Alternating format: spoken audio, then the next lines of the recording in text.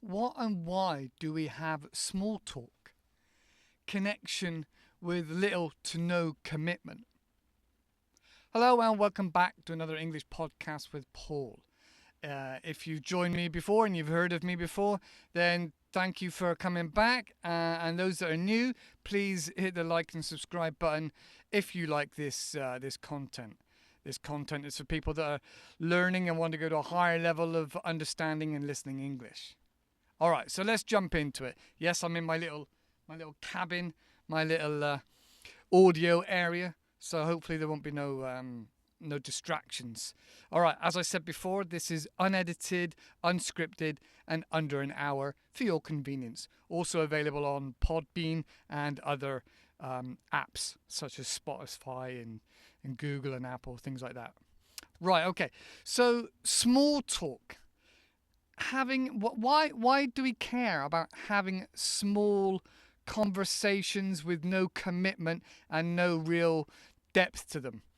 Well, it's like I said, many people find sitting in silence or standing in silence very difficult. So if you're at the bus stop or if you're at the doctor's or in a waiting room, it can feel very awkward, just that silence.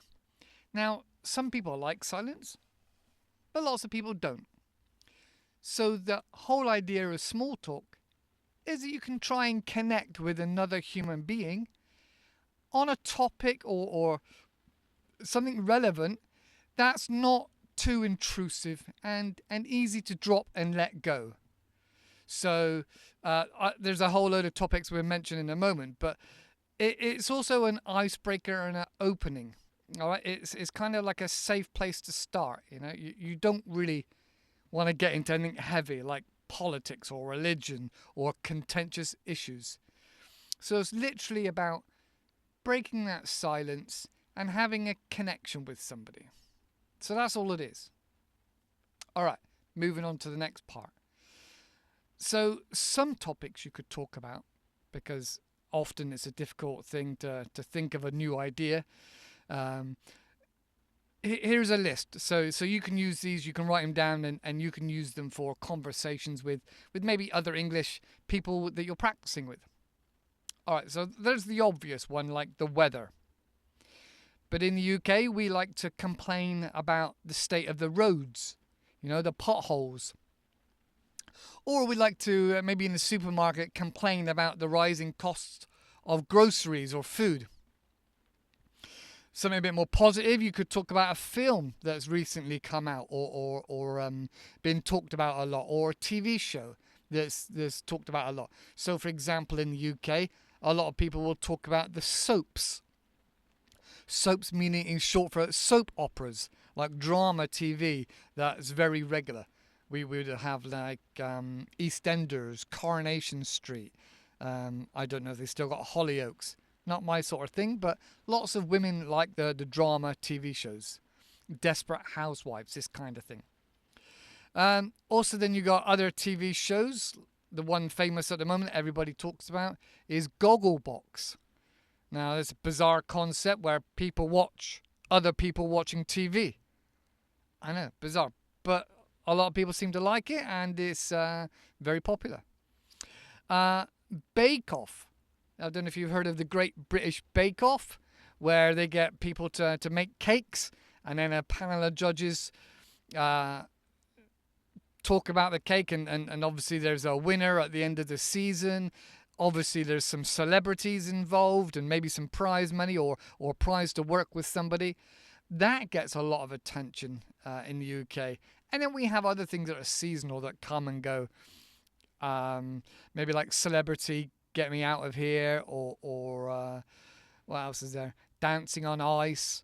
That kind of thing that it's I don't know, like 6 to 10 weeks program and then it's gone. So another one would be like Alan Sugar with The Apprentice. So you watch it for say 6 to 10 weeks and then it's finished. That seems to be really popular at the moment. People get very addicted to it and sucked into it and get really passionate about it. What else we got? Fundraisers and charity. That's something else you can talk about. Oh, did you hear about the flower show? Oh yeah, I entered a bouquet. And things like this. So you can talk about local events, also community events. And then coming back to bringing people back together, you got sports events, maybe like the Olympics or the Ashes or the Three Nations of rugby. So you've got things that join people together in that respect. Then also you got landmarks. You could say, oh, did you hear about the clock tower? They're looking at renovating it, but the cost is astronomical. So there's lots of different aspects you can use, even garden centers or seasonal events like Halloween, Easter, Christmas. And then you could always do something completely different. You could say, oh, a fun fact, if you just want to inject a little bit of humor or change the pace of a conversation. Maybe somebody's been talking about something that you're not happy about or you want to change the subject. You could go, oh, fun fact, did you know blah, blah, blah, blah, blah about this person, that person, or a particular place or something that you might find interesting. Likewise, there's also, oh, did you know Henry VIII, King so-and-so, this, that, I don't know. Whatever you want to say, you can find a fact about it or did you know about it? Something interesting. Also, you could say like, oh, I once read a Trivial Pursuit. Now, if you don't know, Trivial Pursuit is a very well-known game with lots of common knowledge questions, and you have to work your way around the board with these like little cheese wedges, and then up to the middle to be the winner and answer these common knowledge questions, but also known as trivial questions. All right, okay, what else we got? I've got some notes here, so I'm looking down a little bit. Moving on from small talk then, okay. Why maybe you have a request, but for you should connect with that person first. Although this could look underhanded or unauthentic, after revising this, it's better to ask for the favor first. All right, so now I don't want to say it's buttering somebody up, but sometimes it's nice to let that person know that you're a human and they're a human, and maybe you might ask a personal question or give them a compliment. Say, oh, I really like your shoes. They're really good. I was thinking of getting some of those for my cousin's wedding. Oh, while I have you, can I ask? Can you do me a favor? Could you help me out with next weekend's rota or whatever your favor is? All right. So you either start or finish. Probably better to finish with a really nice compliment. But you got to be a little bit careful. You don't want to say the compliment after if the person says no, because that might sound odd or bizarre or unauthentic. So you want to come across as an authentic person that's interested in somebody else when you're asking them a favor, just so they get that human connection.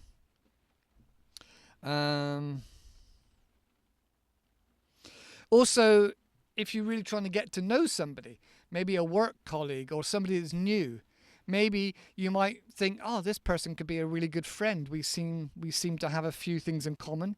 Let's find out more. And you could move into a deeper conversation that's less superficial, less in passing. Often we're like two ships in the night passing and never actually get to sit down and have a conversation and ask about deeper topics. Maybe you're interested in their dietary requirements. Maybe you're interested in their religion or their political view, and you're just wanting to explore and understand them a bit more. Maybe you come across as open-minded and interested to find out more. You may not 100% agree with everything they say, but it's good to keep an open mind and to connect with somebody and to be able to say, all right, well, I've listened, I've took on some interesting points, and maybe I'll do some of my own research now and come up with some conclusions, because that's a very interesting idea and topic or theory that they suggested. All right. Also, opening up a bit about yourself, your vulnerability. If you express to somebody something bad happened to you or something serious in your life or something very I don't know, private, if you open up about something private, then you're much more likely to get reciprocated. The feedback and the connection would be reciprocated. Often I might say to somebody, oh yeah, my daughter had a similar situation where her dog died, and she was really upset for a long time, and we did this and we did that and we did something else, and that really helped her. Maybe you could try some of those ideas. And the other person might go, yeah, okay. Oh, well, actually, funny you should say that. This happened in my relationship. My brother's cat died, or whatever. So opening up and sharing a little bit of vulnerability really helps the other person to see you as a human being and connect a little bit. Be less guarded and a bit more trustworthy.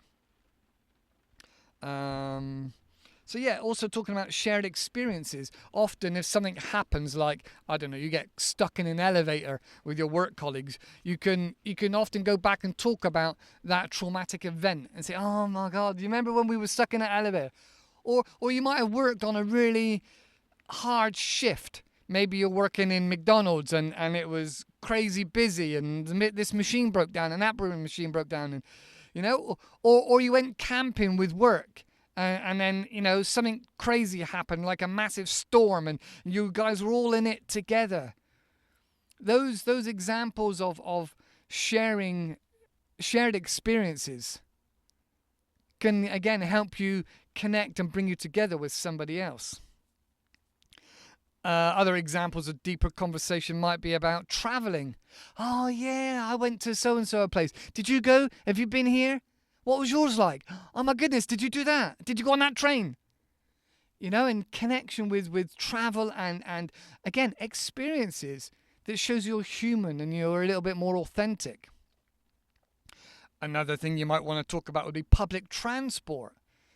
That's often a traumatic experience. Sometimes, maybe on a Friday or Saturday night, you could be having a journey to somewhere else, and there might be a load of youngsters get on, or some drunk people, or somebody that was really unhealthy, and all sorts of things can happen.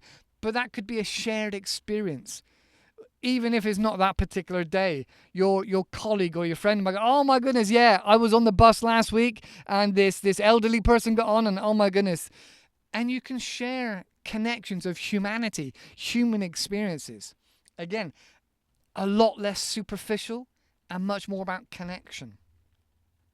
You could also then talk about like aging parents, or problems with your siblings, or maybe your children at a certain age. Oh, teenagers. What? Oh, the teenagers, they know everything. You can't tell them, they already know everything. Oh my goodness, my teenager, blah, blah, blah, blah. And so it's a shared human experience that people go through. And it doesn't really matter what age you are, you can still connect like that. Okay. What else we got? Again, shared concerns about your local community. Did you hear they want to put a motorway bypass going right the way through that village? That's terrible. Oh, goodness. Or you could talk about, if you're a certain age, body parts that are aching and not doing so well. Oh, yeah, my left knee. Oh, my left knee. When it gets cold, oh, my knee. So there are lots of different subjects and things you can connect to with another person with a more human experience, more authentic. And that way the other person is much more likely to open up to you and connect with you. Not guaranteed, but is much more likely, especially if that person is sticking around. All right, changing the subject again.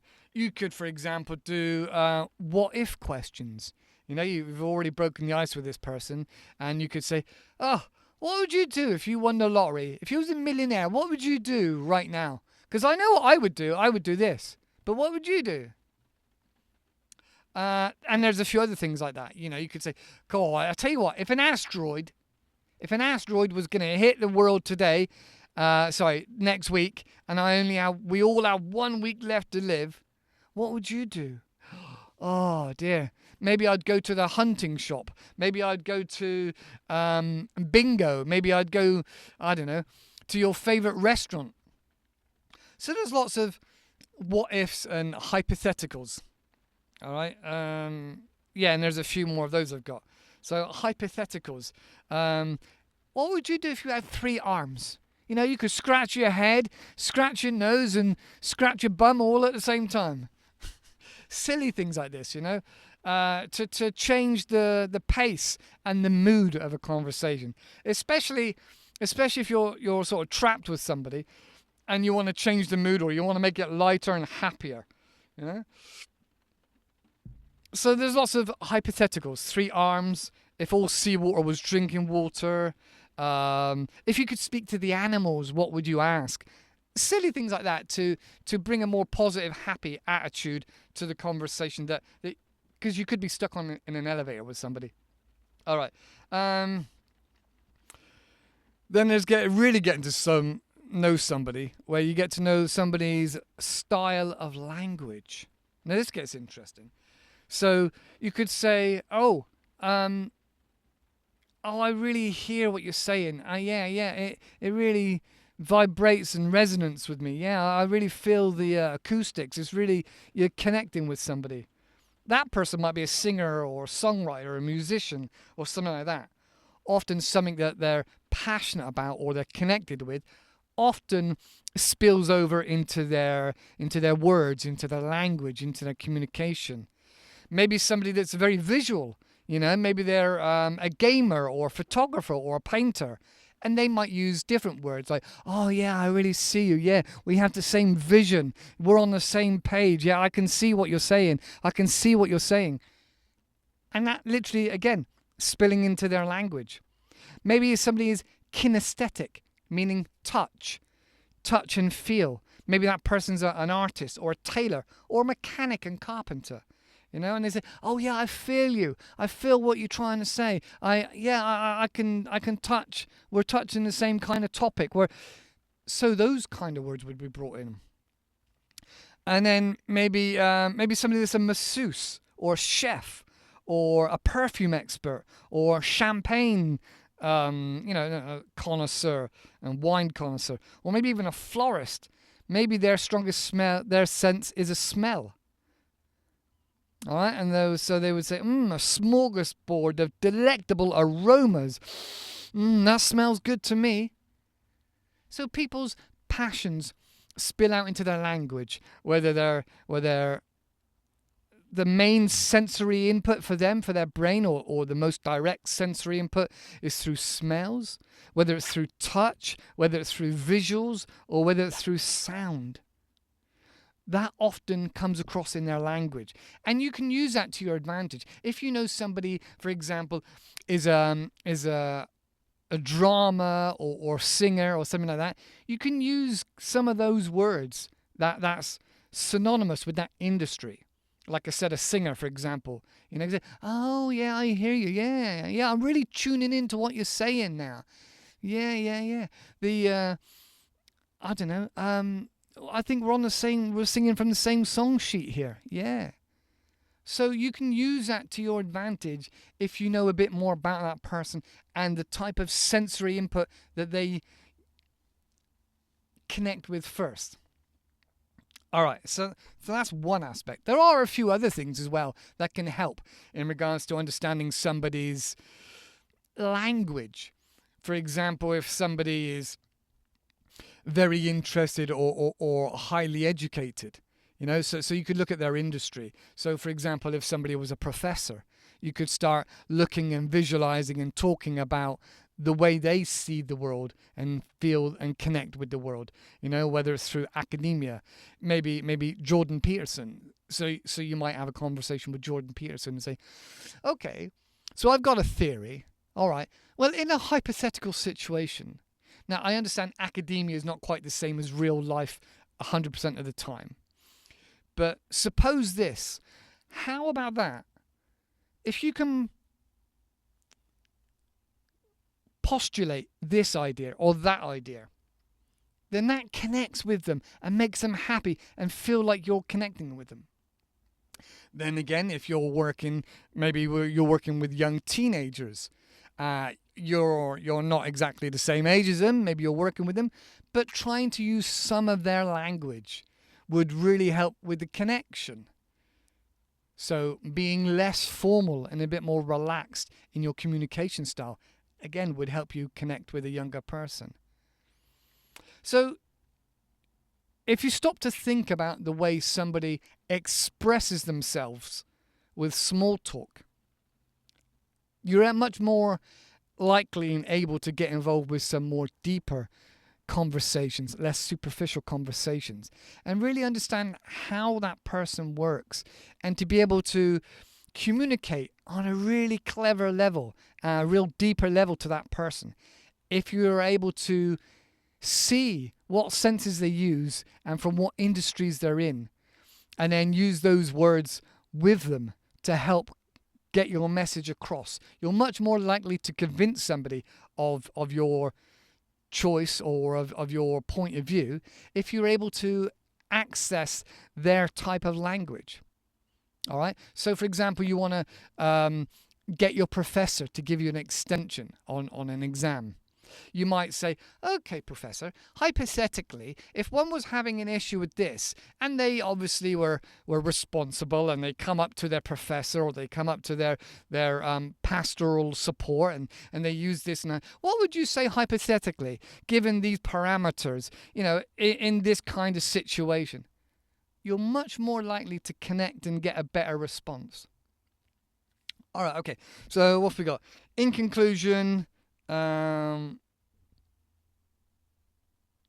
words we choose to paint a picture of our world is a window into our prioritized lives. And we kind of leave breadcrumbs. You just got to listen. That's the key to a lot of it is listening.